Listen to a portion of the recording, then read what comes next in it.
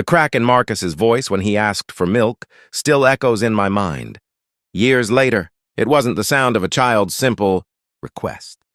It was the sound of a soul, carrying the weight of responsibility far too heavy for 8-year-old shoulders.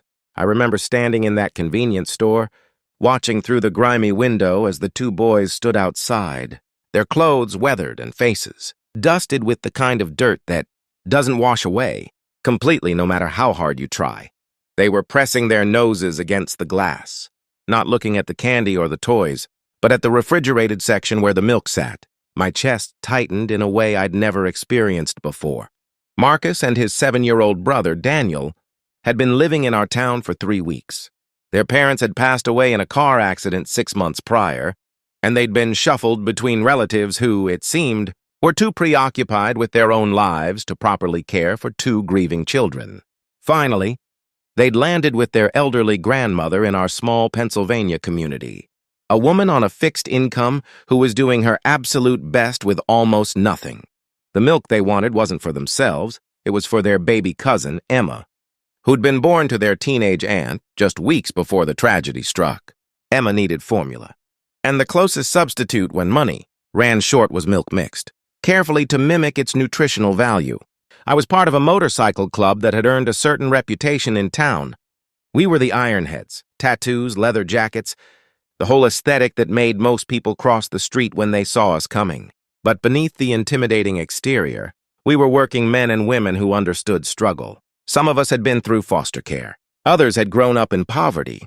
We recognized that hardened edge in the eyes of people fighting just to survive. When our president, Big Tony, found out about the 2 boys and their situation, he organized a ride through town. It wasn't about showing off or causing trouble. It was about visibility, about drawing attention to those who needed help. That Saturday morning, 17 motorcycles rumbled through the neighborhood where Marcus and Daniel lived.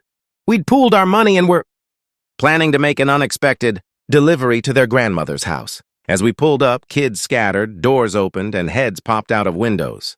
The grandmother came onto her porch, confused and slightly frightened.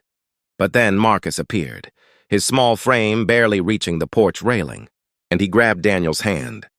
Big Tony cut the engine on his Harley and walked over, his 6'4" frame somehow making him look even more intimidating. But when he spoke, his voice was gentle. "Mrs. Henderson, we heard about your grandsons. We'd like to help." He gestured to us, and we began unloading bags, groceries, formula, diapers, and yes, gallons and gallons of milk. 48 hours of careful collection and contribution from our club members who'd worked double shifts, skipped meals, and emptied their wallets. The grandmother's face crumpled, tears streaming down her weathered cheeks. She tried to speak, tried to thank us, but the words got caught somewhere between her heart and her throat. That's when Marcus stepped forward. He was so small compared to us, so fragile-looking, but he stood with a dignity that made me reconsider everything. "I thought I knew about strength." "Thank you," he said, his young voice cutting through the heavy afternoon air. "We'll pay you back. When we grow up and get good jobs, we promise we'll return the money. Every single dollar." Daniel nodded solemnly beside him, his thumb still in his mouth, but his eyes clear with determination. "We'll pay it back," he echoed. "I've seen grown men cry before. I've watched friends lose battles with addiction, witnessed families torn apart by circumstance and bad luck, but nothing prepared me for the effect of those 2 small voices, making a promise they might not fully understand the weight of." Big Tony's shoulders started to shake. Marcus, one of the hardest men I've ever known, the guy who'd served time, who'd fought his way out of generational poverty, who'd built something meaningful from nothing, he was crying, openly, unashamed. One by one, the other club members wiped their eyes. The grandmother sank down onto her porch steps and sobbed, not from sadness, but from the kind of relief that only comes when you realize you're not fighting alone anymore. Emma's mother, the teenage aunt, stood in the doorway and watched the scene unfold, something shifting in her chest about faith in humanity. In the following weeks, that gift didn't end there. Big Tony made sure the club continued checking in on the family. We brought more groceries, helped repair the grandmother's roof before winter, and when Marcus needed new shoes for school, There was a pair waiting on the porch. We never made it transactional or uncomfortable. We simply showed up as people who'd learned that community meant something, that it meant everything. Years have passed now. Marcus is 23 and working as an electrician. Daniel is a sophomore in college on a partial scholarship, studying engineering. They haven't forgotten the promise they made as children. Last month, Marcus stopped by Big Tony's auto shop with a cashier's check. It was for $3,000, his down payment on a car, but he insisted on giving it to the club to help other families in crisis. Daniel had already started doing the same, saving money to eventually repay the community that had saved them. But what strikes me most about this story isn't the repayment. It's not the symmetry of it all. How these boys grew up and became the kind of people who give back. It's that moment on the porch when two orphaned children, faced with kindness they didn't expect, responded not with entitlement but with gratitude and accountability.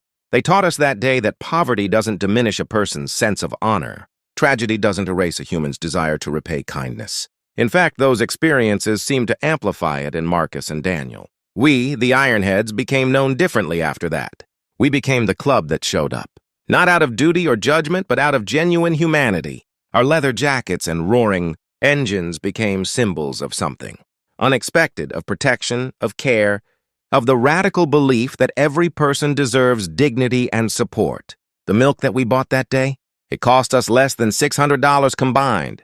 The impact of that simple act of provision and the boys' heartfelt promise has rippled through our community for years now, inspiring other clubs and organizations to step up, to do better, to look past appearances and see people who need their help. Marcus still sends Big Tony a Christmas card each year. This past one read, "Thank you for believing we were worth saving. We're still paying it back, and we always will be."